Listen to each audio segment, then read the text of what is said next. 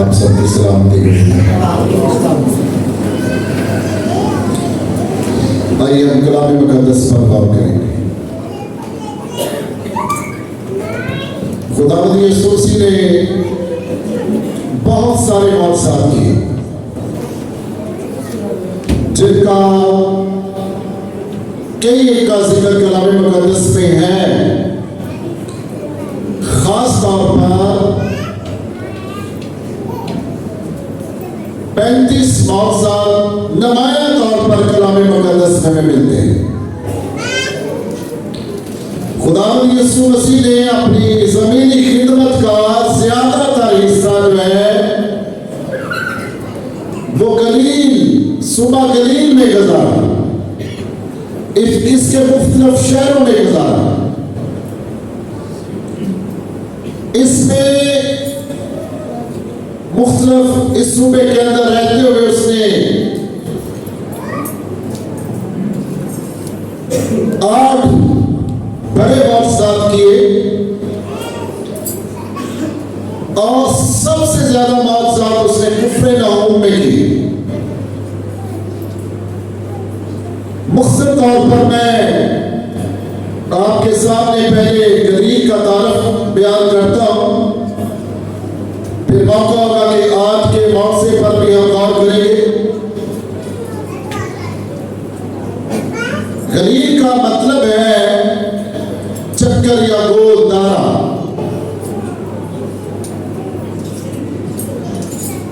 गलील जो है ये वो इलाका था जो फिलिस्तीन के शमाल में पहाड़ी इलाका था। पुराने अहदनामे में गलील की कोई सियासी हैसियत ना थी। जब भी पुराने अहदनामे में गलील का जिक्र आया है तो इसे आप मुख्तलिफ कबीलों की तकसीम में जब उनको मिरास के तौर पर इलाके दिए जा रहे थे, नफ्ताली को, आशर को, ज़बूलून को और मुख्तलिफ कबीलों का जिक्र जब हमें कलाम मुक़द्दस में मिलता है तो वहां पर गलील की तकसीम हमें नजर आती है। गलील जो है मुल्क फिलिस्तीन 4 हिस्सों में तकसीम। आज के मौसे का तल्लक है वो फिलिस्तीन के मौसे गलील के मौसे से, और इसलिए थोड़ा सा मैं इसका जिक्र आपके सामने कर रहा हूं। सो मैंने बताया कि गलील एक बहुत नुमाया सूबा है।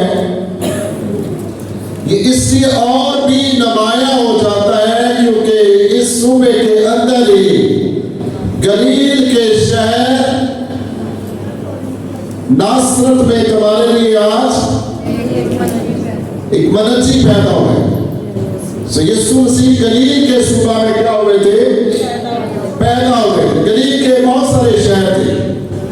कुफ्र नहूम यहाँ पर खुदावंद यीशु मसीह ने कितने मौजज़ात किए? 10 मौजज़ात खुदावंद यीशु मसीह ने कुफ्र नहूम में किए। फिलिप्पी का शहर है, खराजीन, बैतसैदा। जब कलाम सुनाते वक्त मैंने आपको बताया था ये वो शहर है जिन पर खुदावंद यीशु मसीह ने अफसोस किया था। अफसोस कि जो मौजज़ात तुझ में हुए हैं उन्होंने कबूल नहीं किया था और खुदावंद यीशु मसीह ने उन पर लानत कर दी थी। इन शहरों पर गलील की झील, काना, तिब्रियास, नासरत, नाइन और मगदला, यहाँ पर मरियम मगदलीन रहती थी। सुबह गलील की अहमियत है। गलील एक सरखेज इलाके का नाम था और ये मिस्र और सूरिया की आम तजारती शरह पर वाक़या था। सुबह गलील की बाकी यहूदियों और गैर यहूदियों पर अबाल थी। कट्टर यहूदी लोग जो थे इन शहरों से बड़ी नफरत करते थे क्योंकि इस इलाके में बहुत सारी गैर अक़वाम भी रहती थी और यहूदी ये बात बर्दाश्त नहीं करते थे, पसंद नहीं करते थे कि गैर अक़वाम के लोग भी इसलिए वो गलील को हकारत की निगाह से देखते थे। गलील के अंदर गलील की झील, इसको मीठे पानी की झील भी कहा जाता है, इसको गनसरत की झील भी कहा जाता है, इसको तिब्रियास की झील भी कहा जाता है। यहाँ पर एक मौका हुआ है जिस पर आज हम गौर करने लगे हैं। मुकद्दस मत्ती की अंजील निकाले, इसका बाब निकाले। एक शख्स था जिसका दाहिना बाजू जो था वो सूख गया था। यही हमारा मजमून है। एक ऐसे शख्स की शिफा जिसका दाहिना बाजू क्या हो गया है? सूख गया है। इसको साफ बोले ताकि आपको याद हो जाए हमने क्या कलाम सुना था। किस शख्स की शिफा के तलब से आज हम बात करने वाले? जिसका दाहिना बाजू क्या हो गया था? इसके अंदर बड़ा मैसेज है हमारे लिए। मैं पूरे पिछले हफ्ते में गौर करता रहा कि खुदा क्या कलाम होना चाहिए, फिर ये कलाम मुझे मिला और ये जरूरत भी है। आज इन दिनों में हमारी कलीसिया को इसकी जरूरत है और हम सब ईमान रखते खुद हमारा खुदा जरूरत के मुताबिक हमसे कलाम करता है। कैसा फील करेंगे कि अगर आप में से कोई भी खुदा न करे ऐसा हो, किसी का हाथ ही सूख जाए, पूरा बाजू का काम ही ना करे, तो हम ऐसे जिंदगी जैसे अधूरी सी रह गई है। हम दूसरों से अपने आप को कम तरसा समझना शुरू कर देंगे और शायद हम अपने बदन पर कस महसूस करेंगे, लानत महसूस करेंगे। ये ऐसे ही शख्स है जिसका बाजू क्या हो गया है? सूख गया है। और अगर मैं कहूं कि हमारी कलीसिया में बड़े बहन भाई ऐसे हैं जिनका इसका कौन सा बाजू सूख गया था? दहना कुव्वत, ताकत और मेजॉरिटी के काम हम दहने हाथ से करते हैं। ये और भी ज्यादा दुख की बात थी इसके लिए कि इसका दहना हाथ काम करना छोड़ गया था। अगर ये आज के कलाम में साबित हो जाए कि हमारा भी दहना हाथ सूखा हुआ है तो फिर इसको शिफा पाने की जरूरत है या नहीं? मुकद्दस मत्ती की अंजील उसका बाब निकाले। पहली ऐसे उस वक्त यीशु सब्बत के दिन खेतों में होकर गया और उसके शागिर्दों को भूख लगी।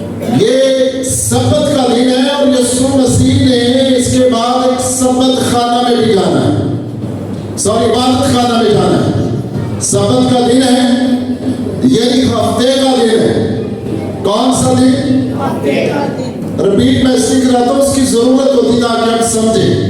सब्बत का दिन है, हफ्ते का दिन है। यीशु मसीह एक खेत में से होकर गुजर रहा है। सब्बत इसकी मैंने थोड़ा सा क्लियर कर रहा हूं, लोग इतवार को भी सब्बत का दिन बोलते हैं। ये हफ्ते का दिन यहूदियों के लिए सब्बत का दिन है। सो यीशु मसीह सब्बत के रोज क्या किया? वो एक खेत में से होकर गुजरे और उन्होंने क्या, उसके शागिर्द क्या करने लगे? पढ़ते रहे। दानिश माइक ले।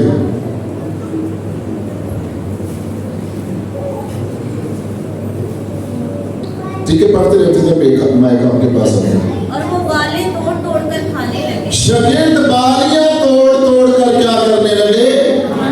खाने लगे। और फकीरों और फरीसियों ने यीशु पर और उसके शागिर्दों पर इल्जाम लगा दिया। क्या इल्जाम लगाया? सुने। फरीसियों ने देखकर उससे कहा कि देव तेरे शागिर्द वो काम करते हैं जो सब्बत के दिन करना रवा नहीं। तेरे शागिर्द वो काम करते हैं जो सब्बत के दिन करना रवा नहीं है, मुनासिब ही नहीं है कि तेरे शागिर्द जो है। कभी हमारे शागिर्दों को भी देखा यीशु ने कि हमारे शागिर्द सब्बत के रोज बालियां तोड़े और खाएं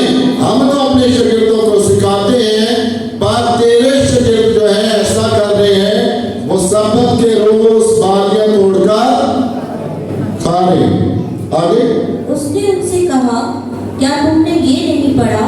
क्या तुमने शरीयत नहीं पढ़ी? गातन ये गिनती की किताब में आपको मिल जाएगा 28वें बाब में कि वहां पर भी काहिन जो थे सब्बत के रोज कई काम करते थे। चलते चलते मैं आपको बताता हूँ, सब्बत के रोज भी इसको कहा जाता था सब्बत की कुर्बानी। सब्बत के रोज भी काहिन क्या करते थे? कुर्बानियां करते थे। तो ये काम में शामिल हो गए या ना हुआ? ये काम उन्होंने किया है। सब्बत का मतलब पता है? सब्बत का क्या मतलब है? खुदा ने मुकद्दस में लिखा हुआ है, पैदाइश की किताब में लिखा है, खुदा ने 6 दिन काम किया और 7वें दिन क्या किया? आराम किया। और इस दिन को क्या दी थी उसने? बरकत दी थी। ये 2 बातें याद रखने वाली बातें हैं। खुदा ने सब्बत के 6 दिन काम किया और 7वें दिन क्या किया था? आराम मिला। ये हमारे लिए है कि 6 दिन हमने खूब काम करना है और 7वां दिन हमें आराम मिलना चाहिए, हमारे जिस्म को रेस्ट मिलनी चाहिए। और इस दिन को खुदा ने क्या दी है? बरकत दी है। लेकिन यहूदियों ने क्या किया कि इस दिन को उन्होंने, यहूदियों के रबियों ने इस दिन को यहूदियों के लिए बोझ बना दिया। आगे बढ़े कि जब दाऊद और उसके साथी भूखे थे, जब दाऊद और उसके साथी क्या थे? भूखे थे। तो उसने क्या किया? दाऊद ने फिर क्या किया? वो क्यों कर खुदा के घर में गया? वो क्यों कर खुदा के घर में गया और नज़र की रोटियां खाई। और नजर की क्या की? रोटियां खाई। जिनको खाना ना उसको रवा था, ना उसको रवा था, उसके साथियों को, ना उसके साथियों को रवा था, मगर सिर्फ काहिनों को। हाँ। या तुमने तौरात में नहीं पढ़ा कि काहिन सब्बत के दिन हैकल में सब्बत की बेहुरमती करते हैं और बेकसूर रहते हैं? चलिए यहीं पर इसको क्लोज करके फिर आगे से पढ़ेंगे। एक्चुअली खुदावंद यीशु मसीह उनको बताना चाह रहे थे, जिस पर तुम या जिसके शागिर्दों पर तुम इल्जाम लगा रहे हो, यहाँ तो वो खड़ा है जो हैकल से क्या है? हैकल से बड़ा है। हैकल के अंदर जितने हुक्म चलते हैं इसकी मर्जी से चलते हैं और तुम उससे सवाल कर रहे हो। सुबह के बहनों भाइयों, आइए कलाम मुकद्दस में आयत नंबर 10 से शुरू करें। गौर से सुनिए। और देखो, वहाँ एक आदमी था जिसका हाथ सूखा हुआ था। उन्होंने उस पर इल्जाम लगाने के इरादा से ये पूछा कि क्या सब्बत के दिन शिफा देना रवा है? उसने उनसे कहा, तुम में ऐसा कौन है जिसकी एक ही भेड़ हो और वह सब्बत के दिन गड़े में गिर जाए तो वो उसे पकड़ कर ना निकाले? बस आदमी की कदर तो भेड़ से बहुत ही ज्यादा है, इसलिए सब्बत के दिन नेकी करना रवा है। तब उसने उस आदमी से कहा कि अपना हाथ बढ़ा। उसने बढ़ाया और वह दूसरे हाथ की माली दुरुस्त हो गया। बहुत शुक्रिया। जब उसने यीशु के कहने पर हाथ बढ़ाया तो क्या हो गया? उसका हाथ दुरुस्त हो गया। इसका बैकग्राउंड या इसका पस मंजर ये है, यहूदियों के नजदीक जब जिंदगी और मौत का मसला हो, जब जिंदगी की बात हो और मौत का मसला हो तो फिर नेकी की जा सकती है। सब्बत के दिन भी नेकी की जा सकती है। अगर इंसान मौत के दरमियान फंसा हुआ है, जिंदगी कश में है, तो फिर सब्बत के रोज भी क्या की जा सकती है? नेकी की जा सकती है। ऐ फकीह और फरीसियों, तुमने कौम इस्राएल के लिए सब्बत को ज़हमत बना दिया। सब्बत आराम मिलेगा लोगों को।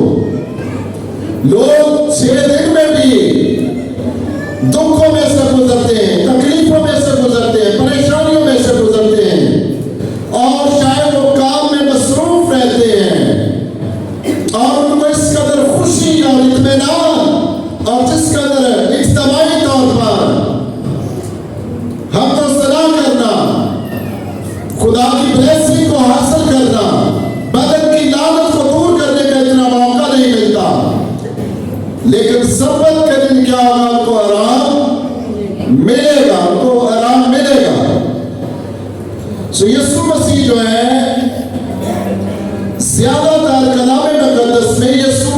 सवाल पूछेंगे, हमें बता अब क्या हुआ है। जब इन्होंने इल्जाम लगाया तो यीशु मसीह इनसे सवाल पूछते हैं, मुझे बताओ सब्बत के दिन नेकी करना रवा है या मैं तुमसे पूछता हूं सब्बत के दिन नेकी करना रवा है या बदी करना। बदी करना यह है कि जो शख्स दुख में पड़ा हुआ है, चले इस टॉपिक के अंदर रहते हुए, अगर इस शख्स का हाथ सूख गया है तो ये ऐसा का ऐसा रहे या इसके साथ नेकी कर दी जाए और इसका हाथ है वो दुरुस्त हो जाए। ऐ फकीर और फरीसियों तुम इंसाफ करो, तो मुझे जवाब दो कि सब्बत के दिन नेकी करना रवा है या नहीं है। खुदावंद यीशु मसीह की कुदरत को देखकर लंगड़े चलते थे, अंधे देखते थे, गूंगे बोलते थे, बहरे सुनते थे।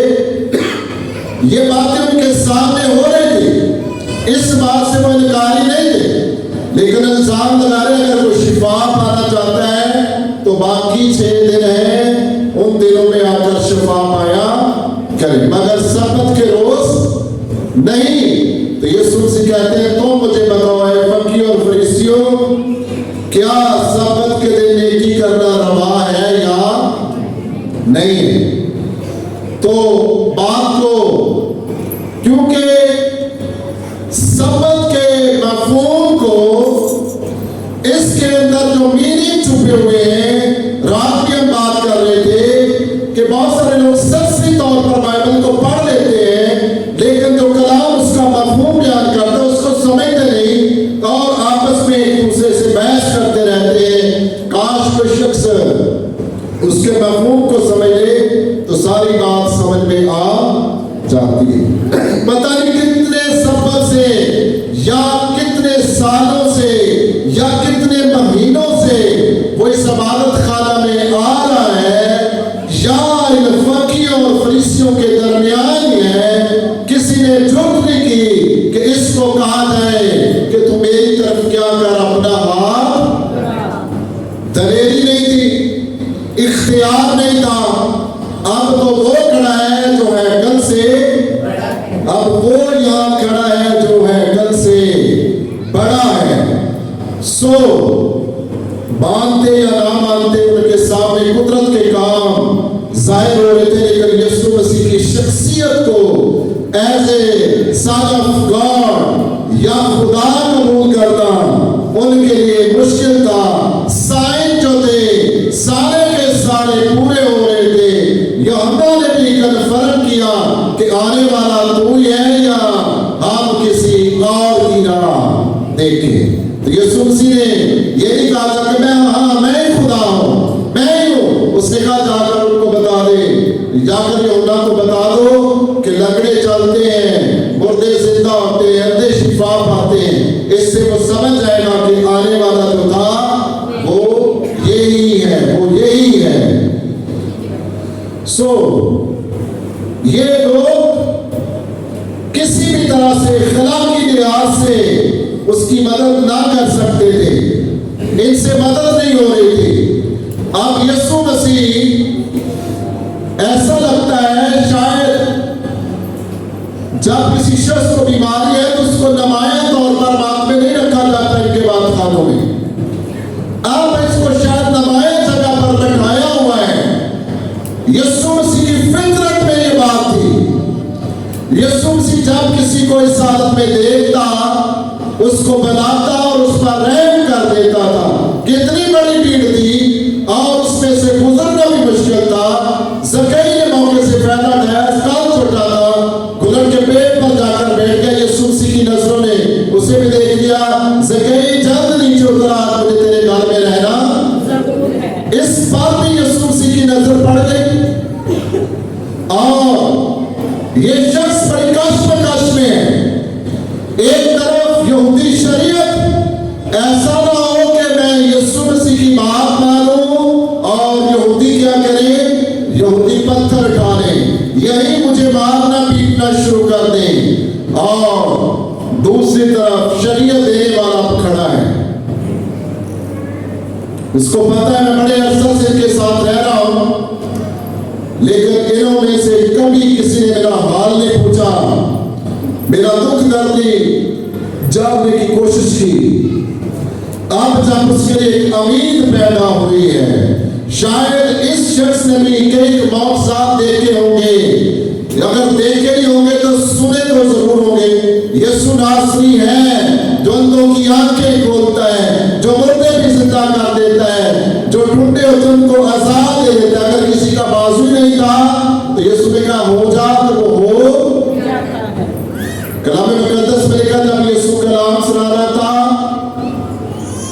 टूटों की जिनके आजाद नहीं थे, एक बड़ी भीड़ इकट्ठी हो गई और यीशु ने उन सब को क्या कर दिया था? अच्छा कर दिया था। सो यहां पर मिसाल दी गई, यीशु मसीह इनसे पूछते हैं मुझे बताओ, ऐ फकीर और फरीसियों मुझे बताओ, जब तुम्हारी भेड़ किसी कुएं में गिर जाती है सब्बत के रोज, तो क्या फिर तुम उसे कुएं में से निकालते हो या नहीं निकालते? अब जवाब तो हाँ में कहा, हाँ हम निकालते हैं। ऐ नेक उस्ताद रब्बी, हम निकालते हैं। जब तुम्हारा जानवर को महसूस करते हो इसके ऊपर धोपा भी है, तो फिर उसको छां में ले जाते हो या नहीं ले जाते सब्बत के रोज? फिर क्या जवाब था? हाँ हम ऐसा करते हैं। अगर आपके जानवर को प्यास लगी है तो खोल कर उसे कुएं के पास ले जाते या नहीं ले जाते? तीनों जवाब हाँ में थे। तो इनके नजदीक सब्बत फिर कैसे टूटता था? सब्बत की बेहुरमती कैसे होती थी? इन्होंने कुछ कवानीन बनाए थे। अगर मैं इतना सा वजन डालूं, ये चश्मे का क्या वजन होगा? कुछ भी हो, इतना सा वजन डालूं तो सब्बत की बेहुरमती नहीं होगी, सब्बत का हुक्म नहीं टूटेगा। अगर मैं कुछ बारीक चीज उठा लेता हूँ, सपोज ये बाइबल का वजन ज्यादा, इसको मैं उठाता हूँ यहूदियों की शरीयत के मुताबिक, तो फिर क्या होगी? सब्बत की क्या होगी? उन्होंने एक कानून बनाया था, इतना सा वजन उठाएंगे तो सब्बत की बेहुरमती नहीं होगी। इतना वजन उठाएंगे, कुछ मकदार उनके सामने थी, अगर इतना उठा लेते हैं तो फिर क्या होगी? सब्बत की बेहुरमती होगी, फिर सब्बत की बेहुरमती होगी। सो यीशु मसीह ने कितना वजन उठाया? कोई वजन उठाया यीशु मसीह ने? तो सब्बत की बेहुरमती कैसे? यीशु मसीह ने तो अपना कलाम इस्तेमाल किया। वो शख्स जिसको शिफा की जरूरत थी, वो शख्स जिसका देना हाथ पता नहीं, हमें नहीं पता कितने अरसे से क्या हो गया था, सूख गया था, काम नहीं कर सकता था, यीशु मसीह ने क्या किया? उसको कहा कि तू क्या कर, अपना हाथ बढ़ा। और कलाम में लिखा है उसने अपना हाथ बढ़ाया और उसी दाम उसका हाथ क्या हो गया? काम करने लगा, काम करने लगा। हमारे यीशु मसीह के नेकी करने पर, यीशु मसीह के रास्तबाजी के कामों पर मेजॉरिटी में ऐसे ही हुआ यीशु मसीह के साथ, खुदा के लोगों के साथ ऐसे ही होता है जैसे यीशु मसीह के साथ हुआ है। नेकी करने के सबब से क्या हुआ? यीशु मसीह की मखालफत की गई, और शिफा देने के सबब से यीशु मसीह की क्या की गई? मखालफत की गई। और यीशु मसीह ने कोई ऐसा बेजा काम नहीं किया। यीशु मसीह ने कलाम किया और उसके कलाम की कुदरत से ये शख्स क्या पा गया? शिफा पा गया। ये शख्स शिफा पा गया और इसका हाथ जो है वो बिल्कुल दुरुस्त हो गया, बिल्कुल ऐसे काम करने लगा जैसे कभी सूखा ही नहीं था। सो जब तक पतरस पानी पर चल रहा है, डूब रहा है, और जब डूब रहा है, आप उसको बचने के लिए काम करना पड़ता था। अगर पतरस चाहता है कि वो पानी में ना डूबे, तो उसको पता है सामने कौन है बचाने वाला है। सामने वो है जो पानी पर चल कर आ रहा है। सामने वो है जिसको मैं काफी देर से या काफी मिनटों से देख रहा हूं, ये नहीं डूबा। अब क्या जरूरत है? पतरस जब डूब रहा है तो यीशु मसीह की क्या तरफ कर दे? अपना हाथ बढ़ा दे। उसने बढ़ाया और किसने बढ़ा दिया? यीशु ने भी बढ़ा दिया और वो डूबने से बच गया। आज बहुत सारे खानदान कई लिहाज से, कई क्राइसिस के लिहाज से इसलिए डूब रहे हैं कि वो यीशु की तरफ अपना हाथ नहीं बढ़ा रहे। सो आप एक मौत से पहले भी वाकिफ हैं, 5 रोटियां और 2 मछलियां। सो शागिर्दों ने कहा, ऐ यीशु इनको क्या कर दे? इनको रुखसत कर दे, ताकि कई दिनों से हमारे साथ भूखे, इनको क्या कर दे? रुखसत कर दे, ताकि जाकर खाएं पिए रेस्ट करें। और यीशु से कहा, तुम ही क्या करो, इन्हें खाने को, तुम इन्हें खाने को दो। और एक बच्चा था जिसके पास कितनी रोटियां थी? 5। खुदा का फजल होने वाला था, खुदा का रहम होने वाला था। 5 का दर, फजल का दर। यहाँ भी 5 का जिक्र आता है, खुदा का फजल जाहिर हो जाता है। मुझे पढ़ दिया। 5 का दर जो है वो क्या हो गया? फजल हमारे लिए जाहिर करता है।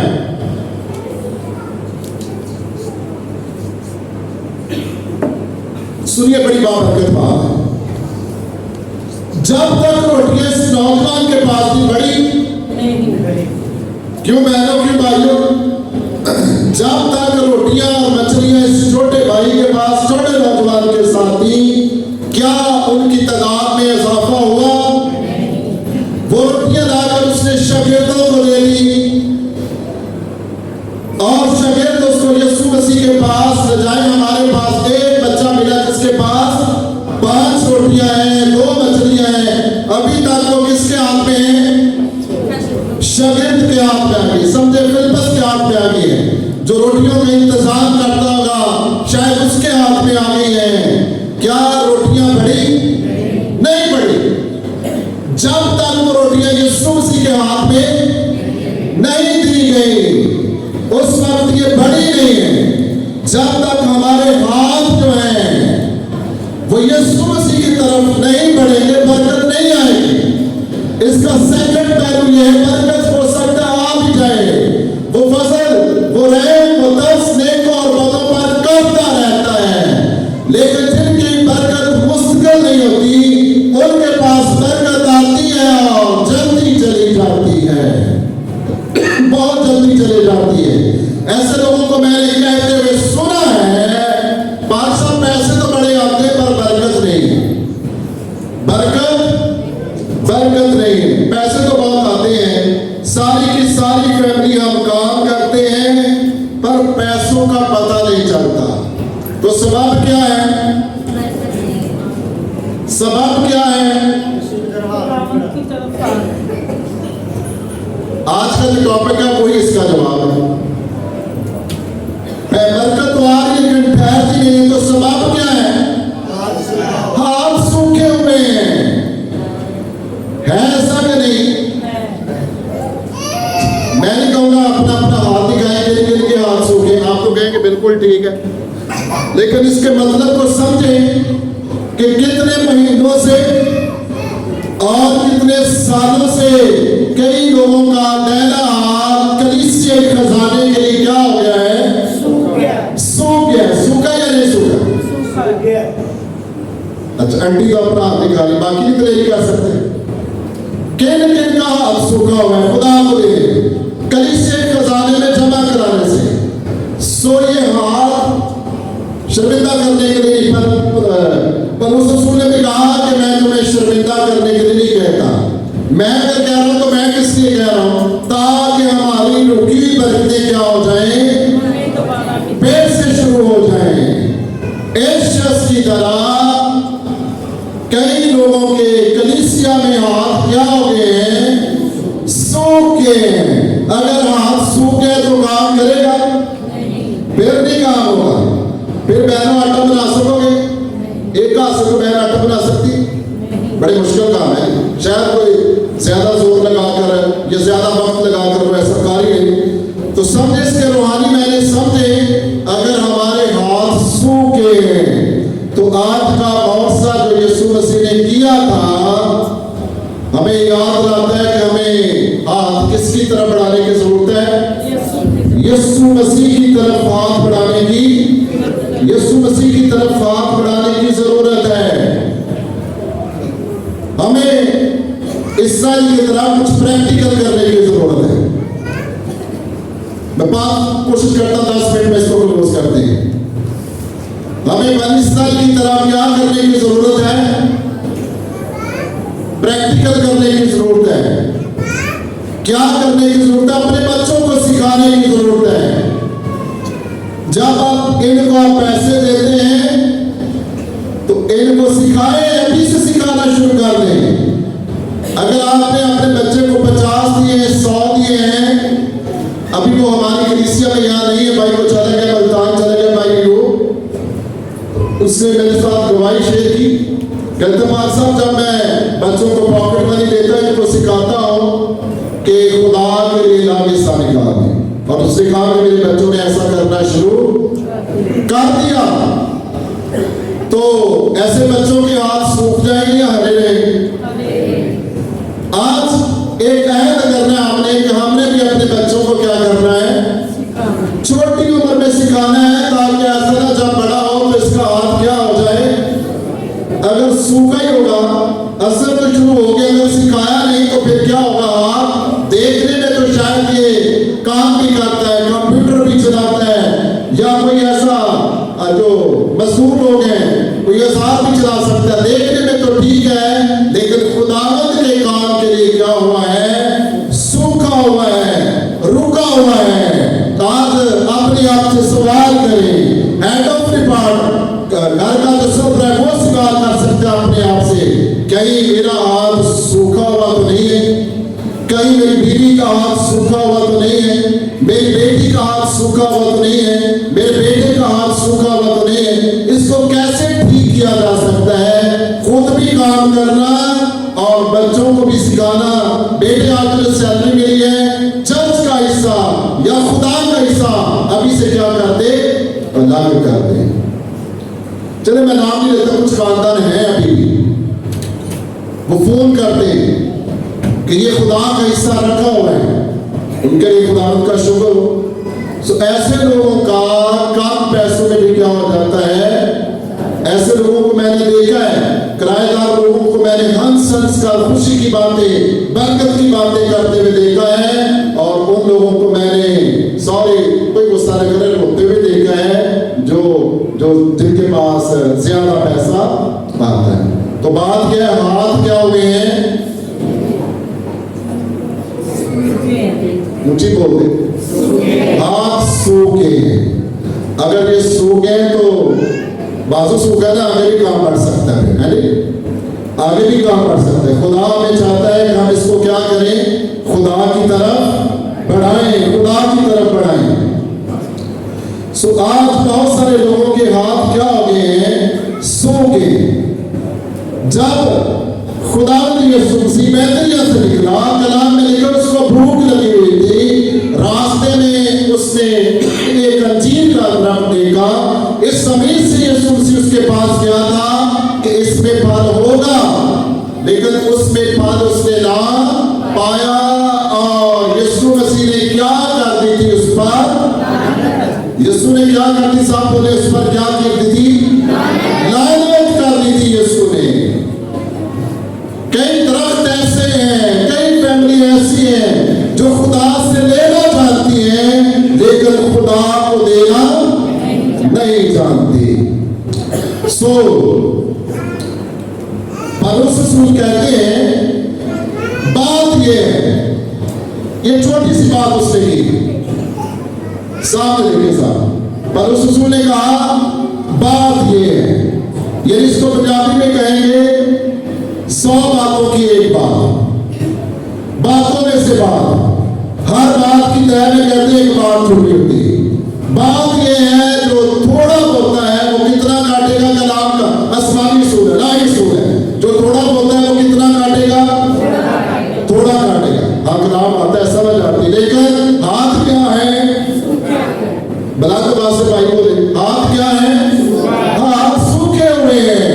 कलाम की सच्चाइयां हमें पता है, मुझे भी पता है, आपको भी पता है। जो थोड़ा बोलता है वो कितना काटेगा, थोड़ा काटेगा। जो बहुत बोलता है, कलाम का असूल है, आसमानी असूल है, वो कितना काटेगा, वो बहुत काटेगा। ये हम पर डिपेंड करता है नहीं? अगर हम चाहते हैं कि हाथ और सूख जाए फिर भी अपनी मर्जी कर ले, अगर हम चाहते हैं हमारा हाथ बिल्कुल दुरुस्त हो जाए तो फिर भी हमने अपनी मर्जी करनी। कलाम सुनाने वाला सिर्फ कलाम सुना सकता है। सो बीच को मेरा भाइयों, शिफा पाने के बाद अगर आप अहद करते हैं तो ये हाथ बांधेगा, कुव्वत वाला हाथ बांधेगा, ये हाथ रफाकत वाला हाथ बांधेगा, ये हाथ है वो देने वाला हाथ बन जाएगा, ये हाथ खिदमत गुजार हाथ बन जाएगा, और ये हाथ जो है ये संभालने वाला हाथ बन जाएगा। अगर हम क्या करते हैं, अगर हम यीशु मसीह की तरफ ये हाथ, डर था, खौफ था इस शख्स के अंदर, लेकिन एक तरफ से खौफ को एक साइड पर रख दिया है, एक साइड पर रखा है इसने ये कि यहूदी फकी फरीसी क्या कहेंगे। इसने हमारी शरीयत को तोड़ दिया और इसका ऐलान था मैं अब किसकी शरीयत के ताबिया हूं, यीशु की शरीयत की। ऐ नौजवान अपना हाथ बढ़ा। आज का कलाम हमारे लिए ये है, ऐ बेटी मेरी तरफ क्या कर अपना हाथ, ऐ मेरे बेटे मेरी तरफ अपना हाथ क्या कर दे, बढ़ा दे। और कभी कभी हम कलाम सुनकर क्या हो जाते हैं, बहुत दफा हम कलाम सुनकर क्या हो जाते हैं, और सख्त दिल हो जाते हैं। बात यह है कि कलाम में से जो कुछ सुनाया जाए उस पर अमल किया जाए। इन दिनों में मैंने खानदानी विजिट में कहा था कि हमें अमली मसीह बनने की जरूरत है, अमली मसीह। सो खुदावन बेचारों इस कलाम के वसीला से आप सबको बरकत दे, समझने का फजल दे, अमली तौर पर कुछ करने का फजल दे, और जानने की जरूरत है क्या मेरा हाथ सूख तो नहीं है। आइए अपनी आंखों को बंद करें, गौर करें, अपनी अपनी जिंदगी पर गौर करें। आज हमने गौर किया है एक शख्स जिसका हाथ सूख गया था। कोई बहन किसी के साथ बातें न करे, कोई भाई किसी के साथ बात न करे। आज स्टूडेंट भी अपने खुदा के साथ वादा कर सकते हैं कि खुदा मेरा हाथ सूख गया था, बेटियां बेटे खुदा मैं वादा करता हूं ये हाथ तेरे कसम से आज से बहाल हो गया है, इसका सूखापन जाता रहा है। अपने साथ कलाम करें, अपनी बरकत मांगे। अगर ये लानत फैली हुई है तो इस लानत को दूर करने का मौका है। खुदावंद के सामने इकरार कर सकते, हाथ नहीं खड़ा करना। खुदावंद से कहेंगे खुदावंद कई महीनों से, कई सालों से मेरा हाथ सूख गया था, बाजार इसके ये खुशहाल नजर आता था, लेकिन तेरे सामने ऐसे ही था जैसे सूखा हुआ हाथ था। क्योंकि मेरा हाथ कभी था देने वाला हाथ, कभी ये कुव्वत का हाथ था, कभी ये संभालने वाला हाथ था। आज खुदावंद ये सूख गया है। खुदावंद अपना फजल कर, मैं तेरे साथ ऐद मांगता हूँ। मैं अपनी कमियों का और अपनी कमजोरियों का शायद ये भी इकरार करने की जरूरत है कि खुदावंद जिस कदर ये हाथ खुलना चाहिए, मैं उस लिहाज से, अपनी सैलरी के लिहाज से, अपने बिजनेस के लिहाज से, अपने काम के लिहाज से उस कदर नहीं खोलता रहा।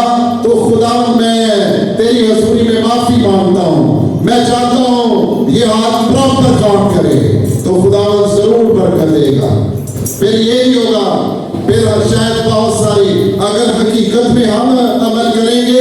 तो फिर हकीकी गवाहियां भी सुनने को मिलेंगी। सो गॉड ब्लेस यू ऑल।